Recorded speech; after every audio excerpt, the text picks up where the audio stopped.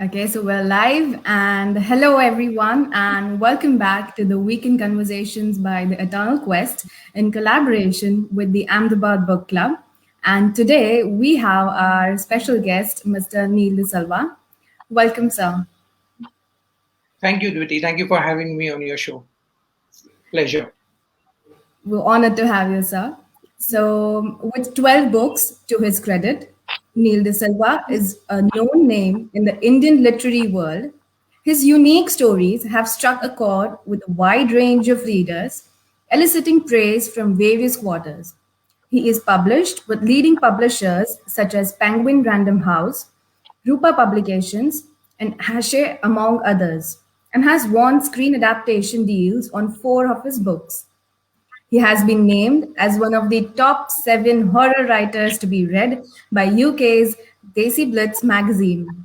Considered as one of the forerunners of contemporary Indian horror literature, he has been covered by several leading publications and is invited to speak at prominent lit fests around the country. So, Mr. Neil is the president of the India chapter of Horror Writers Association, and he was a winner at the Delhi Literature Festival Short Story Competition of 2015. His book, Maya's New Husband, has won the title of Entertainer of the Year at the Literary Awards 2015, and that was co hosted by Authors Inc. Publications and Inside Stories. Welcome back, sir.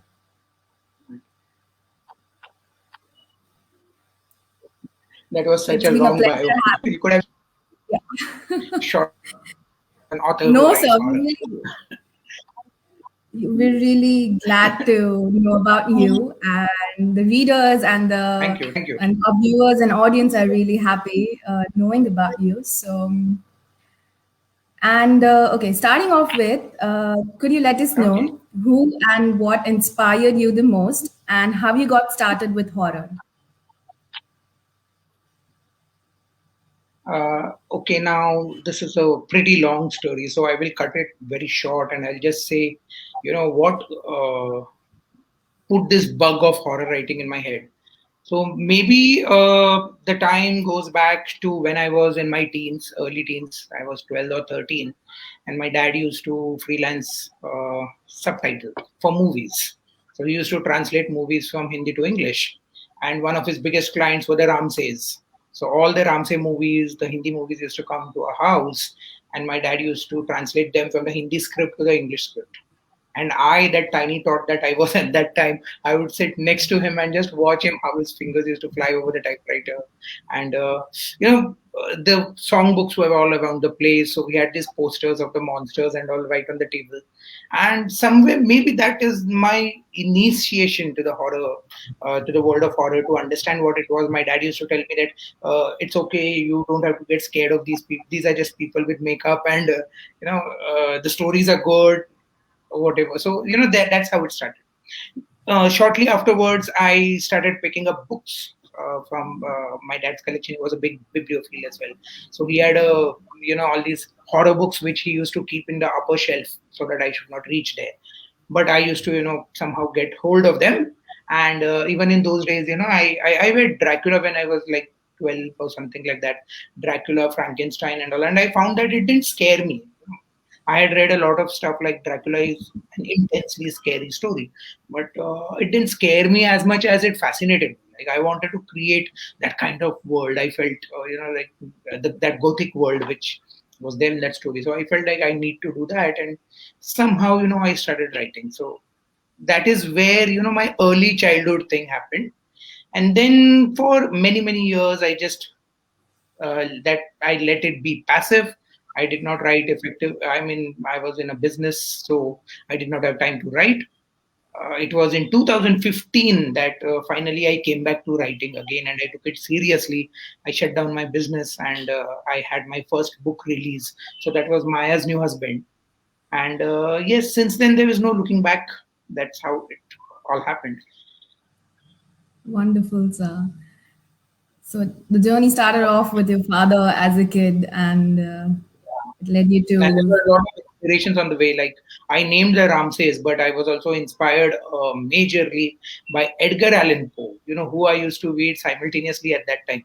So you can Yeah. imagine the kind of juxtaposition that was in my mind. So on one hand, I was reading complete Indian Indic horror like Ram says, Yes. and on the other side, this Western Gothic, which was Edgar Yes. Allan Poe. And I used to read a lot of other stories also. It is not like I read only horror. So I am a big fan of Agatha Christie and Jeffrey Archer and Frederick Forsyth. So I read all kinds of books. But somehow I felt that the thing that stayed with me was these horror stories that I read. So Okay. So, talking about Yakshini, the cover page of the book Yakshini has been so fascinating. So, could you tell us more about the book? I can understand what you're saying because as soon as Yakshini released and its cover page was released, on social media, I was immediately inundated with these messages from people. What a fantastic cover! How wonderful and all. And people started cosplaying with the cover. They started dressing themselves up as Yakshini and taking pictures of it and sending it to me. So I'll just show the cover. I have the book here. So this is Yes, how please. Yakshini looks like. So Yes. this cover was designed by the team at Rupa Publications, and because the story is of a girl who has this inner spirit, the Yakshini within her, and the story is somewhat a kind of a Jekyll and Hyde story. So a girl with dual personalities, and I wanted those two personalities to be showcased on the cover page. And that is why my designers thought that this would be a wonderful cover where we show the breezy side of Meenakshi, the simple girl, and the Yes. Yakshini spirit that's living within her. And also to give it that contrast, we had that that floral background and that Yes. night background. And yes. So this the cover was really it has really caught on, and Instagram I have like around hundreds of people sharing this cover in various ways. All beautiful decorations and backgrounds and stuff like that. So bookstagrammers they went crazy with it. So yeah, that's how it happened. And as I told you, the influence is from the story itself. Okay. Yeah. And that's a beautiful cover, actually, sir. Yeah, and we So, wanted to depict the mythological element of it also. That is one thing that I forgot to tell you. So that is why we have, because Yakshini is a mythological lore from the mhm. Vedas. So we had Yakshini having a crown and the demigoddess look. So we didn't want to make her evil because she is not inherently evil in the story also. So we gave that kind of look. Okay, so haunted deals with real life experiences, and the title literally gives me goosebumps. How did you manage to write the paranormal activity into writing? Yeah, so this is one more of my 2019 titles. So this is a year haunted. So with Yeah. haunted, how it came about, sorry, is that there is this paranormal investigator, Jay Alani. He's pretty famous. I mean, in the paranormal investigation world, he needs no introduction at all. He's so famous. He has got podcasts and shows which have like millions of followers. So Jay goes to the haunted locations of India, Kuldhara, Mayong, Bhangar, places like that, and he stays there overnight and he tries to find out if there is anything ghostly about it. So that is his profession. So such a fascinating person, like going to all these places and doing all this stuff, which normal people like you and I would not even dream of. So I wanted to capture Jay's stories and make a book of it. So this proposal was brought to me by my literary agent, that is the Book Bakers. So the Book Bakers they put Jay and me in touch, and then they said that you two can make this project where Jay will tell you the stories and it will be my writing. Because every thing needs a kind of that drama element in it. So that was my contribution. So we made a proposal and we were very happy when Penguin said yes to it. So Penguin Random House turned to be the publishers of this. And once we got the nod from Penguin, the book just sailed through because then the 10 stories immediately we wrote them and after a lot of discussions, a lot of editing, and then Penguin released it on around Halloween 2019. So it was a big release at that time, and the book is still doing well. It's still on the bestsellers chart. So if you are paranormal enthusiasts and you want to see how exactly the investigators go about their job, Haunted is a good place to begin. Okay. Lovely hearing that, sir. So, the latest book, The Spirits Talk to Me, is based on real life experiences of paranormal investigator Sabarjeet Mohante. And Yes. can you tell us how you got connected with Sabarjeet to write this book? Okay, I have that book here. Yeah, so this is Sarbajit's book with me. The Spirits Talk to Me. The publisher of this was Hachette India. So how this happened is a fascinating story again. So we had just bagged the deal with Jai's book that is Haunted, and Suhail and I, Suhail is my literary agent at the Book Bakers. We were looking for options on what would be the next thing I'll write, because now it has to be something which is as big as Yakshini and Haunted, both of them major bestsellers. So we wanted a subject which was equally captivating. So at that time, Suhail came across this one ad in a newspaper, or maybe it was an online ad, I don't remember. It was about a paranormal meetup in Mumbai itself, where I stay. So we decided to go to this paranormal meetup and try to see what's going on there. So when we went, this meetup was conducted by Pairs, the organization that Sarvajit has co-founded with his partner Pooja. So they were there, and there were about 15, 16 people, and noted directors and people and all had come, and we were there. We were just listening. And after the entire talk, during the talk, they discussed about all paranormal incidences and what could be the rationale behind them and explanations. And we were so zapped by what all they said that immediately after the show we went up to Sarbajit and we told him that Sarbajit, we want to take your experiences and make a book out of it. Sarvajit immediately said yes, please do. And then we made the proposal with him, and we started scouting for publishers, and Hachette India came on board, and that's how the book Spirits Talk to Me happened. So Spirits Talk to Me is once again a book of paranormal investigations, but it is very, very different from Haunted. So the thing is in Haunted where we are looking at haunted locations of India. There's a story of, as I said, Kuldara, Bhangad, Mayong, and many other places.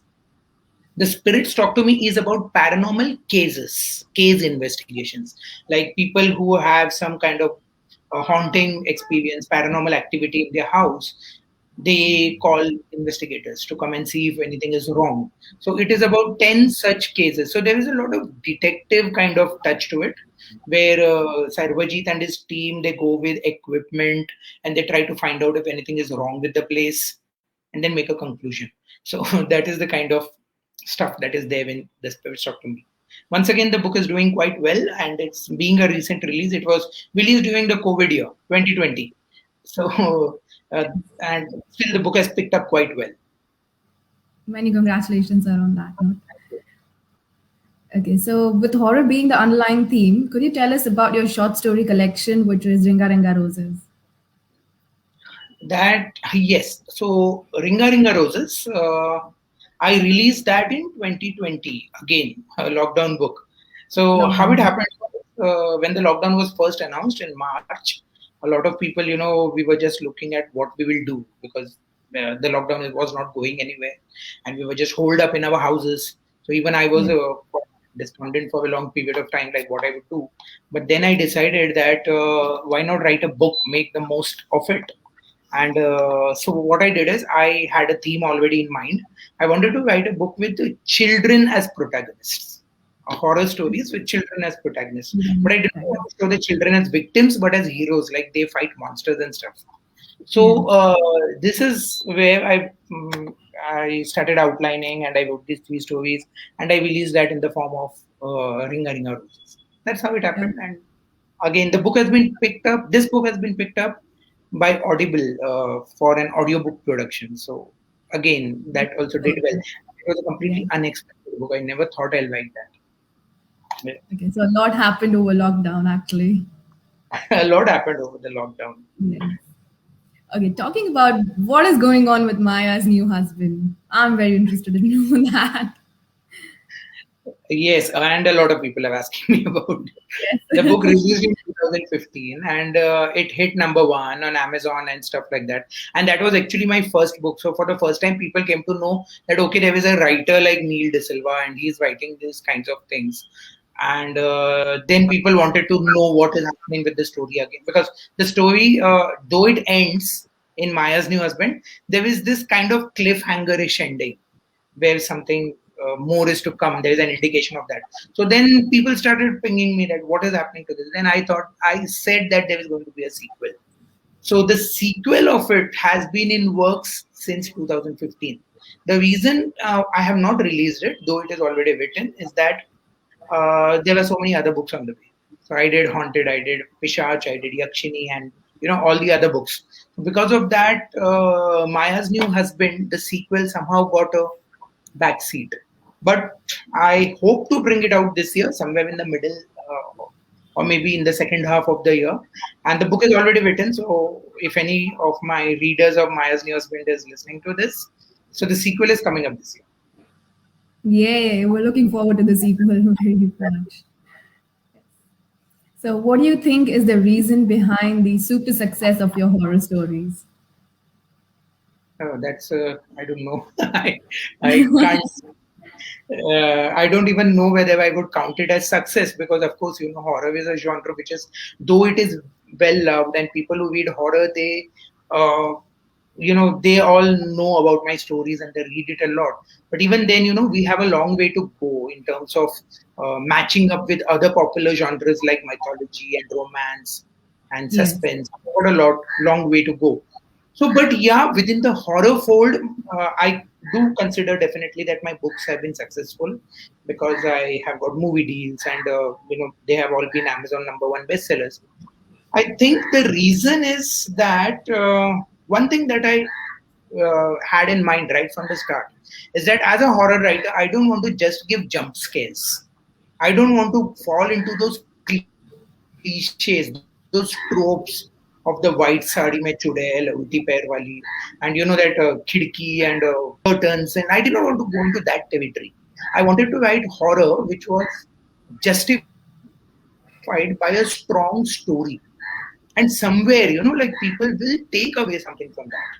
Maybe it would have to be some profound message, which is not in text, something like that. So I worked my stories in that way, and this is all what I understand from what my readers tell me. So my readers tell me that the stories that I write, they are not just horror; they are a mix of so many things. Like Yakshini itself, it is horror, but it is also supernatural. It is drama. It is mythology, and there is a very strong love story that is running the whole. My readers get when they read one of my stories. So yeah.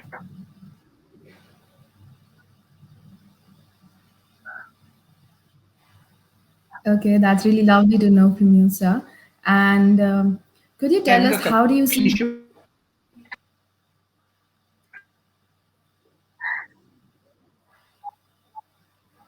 So, talking about horror being the theme, and how do you see horror reading and writing trends in India? Talking about in the present scenario specifically. Looking at my own experience, horror has been rising since 2015. When I started in 2015, there were hardly any horror writers. And even those who were writing horror in India, I'm talking about India, those who were writing horror, they were writing a lot of other things also. So there was nobody who was writing solely horror stories. And for me, there was nobody to look up to. But in these 5 years, uh, the a lot of new horror writers have emerged, and they are writing good stuff, and also they are getting published. So big name publishers are backing the horror genre, and also the rise of OTT platforms, Netflix and Amazon and Hotstar. They are all looking for horror content, and that has really given us a big boost in the terms of like how I got my deal with Haunted. So Haunted's deal is with Juggernaut Productions, which is Epic Channel. It's a web version, so they are making a web series out of it. So that kind of thing, horror is definitely on an upswing, and a lot of readers are, going back to horror. We are going back in that age of. You are very young, I can see that, but in the age of the late 80s, and there was horror was a major genre. When the Ramsey movies used to happen, all of their movies would be houseful. People would just rush to watch those movies. So I can see the same kind of thing coming back again for literature.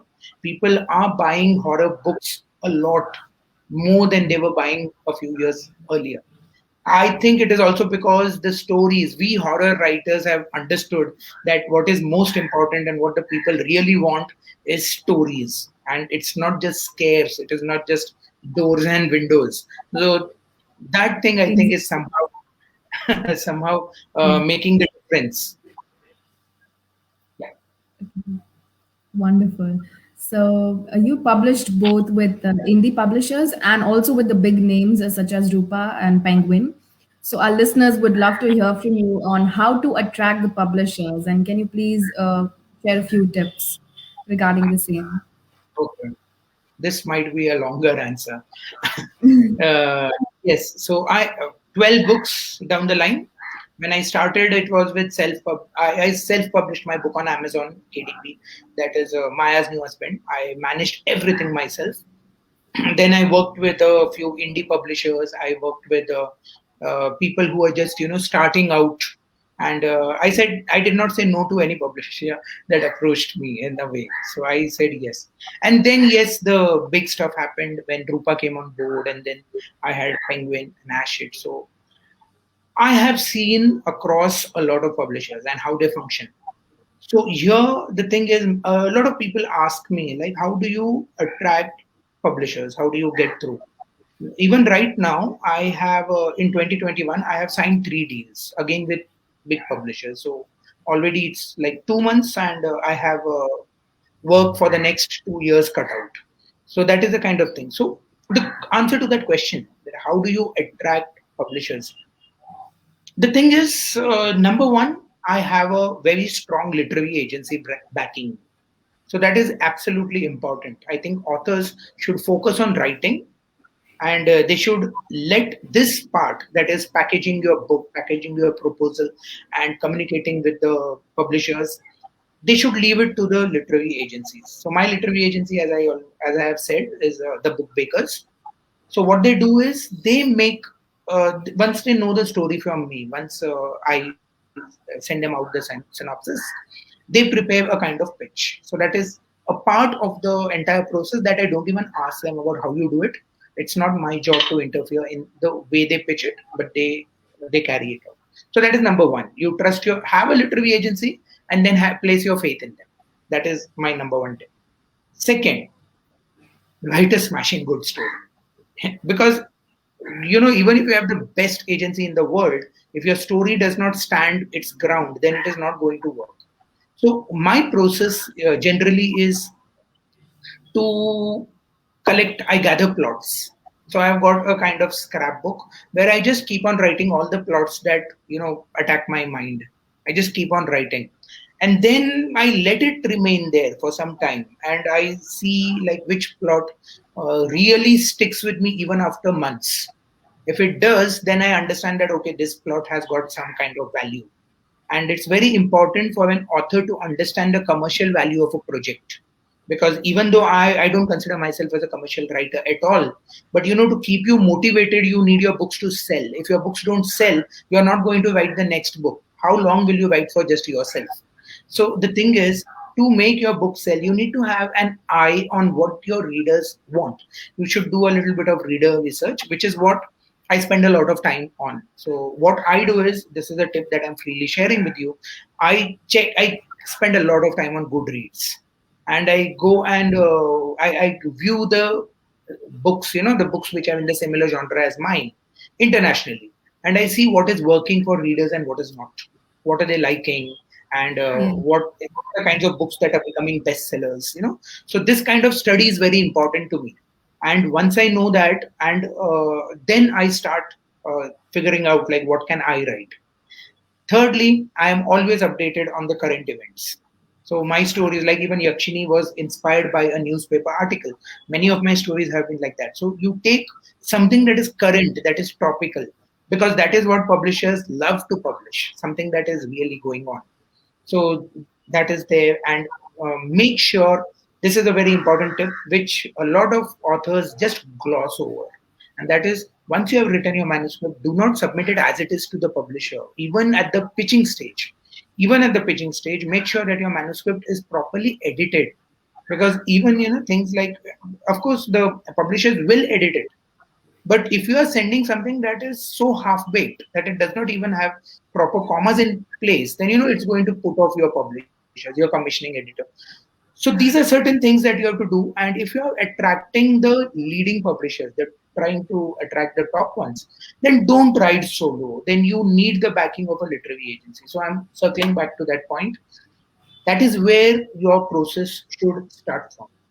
Having said all of this, I will just end by saying that the literary agencies will get you the biggest publishers, and it's a good thing to be published by the big names. That gives you a kind of better standing. But don't discount self-publishing, because self-publishing is also very, very strong. It is also going. It is also the next best thing for literature, as we say. But if you are self-publishing your book, then I'm not saying that you have to spend money on it. I'm against that. But I'm talking about self publishing on Amazon, on KDP, because that is where you can directly connect with your readers without anybody in the middle. You are directly connected with your readers. You handle everything about the book, you market the book as you want. But again, you have to make very sure that your book is perfect and it's perfectly edited, because that is where people are going to read your book. A single negative review might just put your book back in the sales terms as well, and also critical acclaim. So you have to be very, very careful what you put out there. And that's it. All the best for your writing, whoever is listening to me. Hope you get the publishers of your dreams. Wow. So I'm definitely, I'm sure that all the young budding writers out there will be having an inspiration from you for self, independently publishing your own books. And thank you so much for that wonderful answer, because it has definitely guided a lot, many people out there. So Right. talking And about the, I'll just put in this, Dviti, yeah, excuse me for a moment. yeah, If definitely. Yeah, if any person here who wants to get published or write or something like that wants to know more from me, then I'm sure that the group will put out my social media handles so that you can Great. connect with me. I'm very communicative, and the best place to connect with me is on Twitter. It's at Neil De Silva, NEIL Just drop me a line. If I can, I will definitely answer your queries. Yeah. Thank you. So we'll definitely put up all the important links in the section below, and you could always go and check there and have a word with him, and definitely solve all your doubts. And talking about the editing part, so what has been your experience behind editing the short story collection that we've already mentioned about? Yes, so I had that experience with City of Screens. So this was an anthology that was put out by Half Baked Beans. So Half Baked Beans is a publisher, and Yeah. they had a project. We co-developed a project that let us give a push to fillip to the horror genre in India. So what Half Baked Beans did was they launched a contest, and the contest was simple. You have to submit a horror story, and if it is good enough, we will publish it. So I was the judge for that, and also the editor for that book. So when we got a lot of entries, so that is again an indication of how popular the horror genre is in India. We got such a lot of entries that it was difficult for us to weed through the best.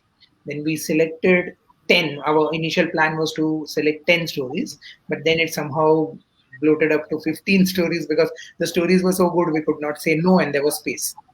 So then we took the stories from some of the best writers, horror writers of India, and we edited them and we published it. So this book is The City of Screams. I'm quite happy of this book. It's a small book, and the reason I'm happy about it is for the response that we got. So many people participating in a horror competition was great. I had the similar experiences with Wattpad India. Wattpad India, I was a judge for them for the Wattpad India Awards in 2019 and 2020, 2 years. And both the times, we had amazing entries. So this is a kind of time when you can get in touch with the horror writers, with your community, and you can see what's actually going on. So lovely experiences both. Okay. So, except from the sequel of Maya's New Husband, what are we really looking forward to? What are your future plans and projects? There were quite a few. So I just signed a deal with Rupa Publications for my third book with them. So this is the Okay. curse of the Maharani, kind of Haveli horror story. I love the genre. So that will Wonderful. be, I'm still writing it. So that is something that should be coming out in 2022. I just today I signed a deal with another publisher. I cannot name yet; it's too premature.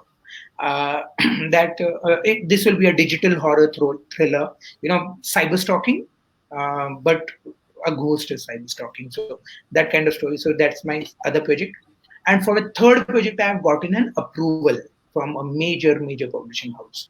So that Okay. is still very much in the works. So I have three projects signed up, and I'm waiting for them that how and when they will be released because I still have to write them. There was a book that I signed up in 2020 last year with Rupa that was Ghost Whispers. So that I Mhm. am sure should be coming out this year. So for my readers, there were at least two books for me coming out this year, which you'll be able to read. Okay. And I hope everyone is really looking forward to it. And our best wishes, for I all hope the so. projects. Thanks. We're going to end this up with one message that you want to give out to your readers, to the audience, and to our listeners currently. To everyone who is listening this, I would like to say, please give horror a chance because horror, we have a very strong tradition of oral horror. We love to talk, share horror stories with our friends, and we have heard them from our grandmas and grandpas. So I think we need to take those indigenous horror stories from our lore, from our culture, and put it out into the world. So that is what I am doing. That is what my co-horror writers are doing at this time, and we are doing it internationally. Horror is very famous. We know people like Stephen King, Dean Koontz, Neil Gaiman. These people are writing such wonderful horror, and they are like global phenomena. So why should Indian horror be behind, right? We don't have a dearth of horror stories. We have so many of them in our lore itself. While we know that Japanese horror and Korean horror has become so famous that even their movies are adapted by Hollywood, so Yes, yes. why not Indian horror? Why not Indian horror? So that is something that I want to do. And even as the president of the Indian chapter of the Horror Writers Association, this is one of my motives to take Indian horror to the international scene, to make people stand up and take notice that, okay, these people can also write horror. And that will Yes. only happen when our readers give us a chance. If you are a reader and you have not picked up a horror book yet, do pick it up and explore your boundaries and challenge yourself. And I would suggest Yakshini for that, which is a very mild horror. It is not the kind of creepy horror that you are used to, or maybe you have heard of. That is a good starting point for horror. Wonderful, sir. So lovely hearing from you. And thank Thank you so much for giving up your time and being here with us today. Thank you for your lovely questions. It gave me a good chance to interact with your audience, and I hope they found this interesting. And Yes, yes, indeed it let's was. go. I can tell, like, I was enjoying this conversation thoroughly, sir. Thank you so much. Thank you. Thanks to all your partners and organizers. Thanks. Thank you, sir. So, thank you so much, everyone out there who's been watching us and who are going to watch us again. And do let us know in the comment section below how did you find this episode with Mr. Neil De Silva. And we'll be meeting again in the next week with another weekend conversation with our another guest by the Eternal Quest in collaboration with the Ahmedabad Book Club. Until then, take care. Thank you, sir. Bye.